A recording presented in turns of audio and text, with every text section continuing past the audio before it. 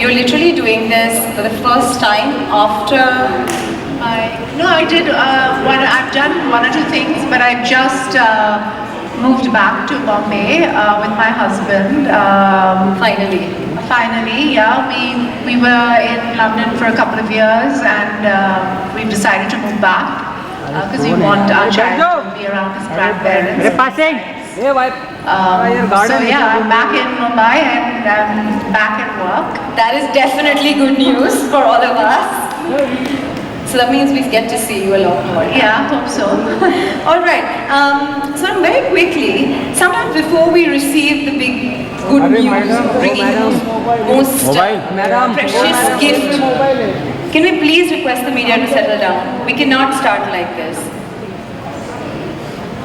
Sorry about that. I'm sure you're used to it. Sometimes before we receive the good news about bringing a child into this world, we have so many questions that run through our mind. What were yours? How did you address them? So my husband and I got married right before the pandemic, and we wanted to take 2 years just to enjoy our married life and just have a good time before we decided to, we wanted to have a child. And I remember it was January of 2020, New Year's. And we were like, okay, I think this is the year that we're going to try and have a child. And obviously the pandemic happened, and we got scared, and we just decided that we couldn't wait till the pandemic was over. Even though I don't know if everybody remembers at that time, we didn't know when or how, and it was quite scary, especially in the beginning of the pandemic. So it started settling down by the end of the year, but then the second wave happened in India, which was again pretty scary. And so again, we decided to delay it a little bit. We were seeing all sorts of scary things happening to women and to older people and parents and children, etc., with comorbidities. Again, we decided to wait, and then we said, okay, I think it's enough. Let's try, and that's when. But in this time, I was doing a lot of research. I was reading a lot about fertility, about what are the right things to take, how to eat, the kind of lifestyle you need to lead. And I realized that I needed to, more than anything else, I needed to lead a very stress-free lifestyle.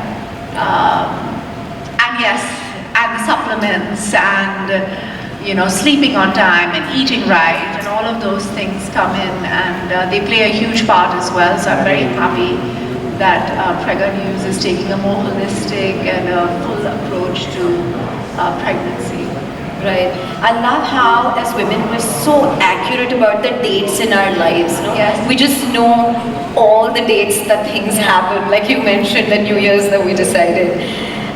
Do you think ovulation tracking is important? It's very important because contrary to what we were told or we know from that you just can't get pregnant and every day of the month. There are some days where you're more fertile, and and everybody's ovulation. I mean, a doctor will tell you this, but because as moms we tried, you try to get pregnant. Everybody's ovulation date is different, so it's not the same day for everyone. Like everybody doesn't have a 30-day cycle or a 28-day cycle.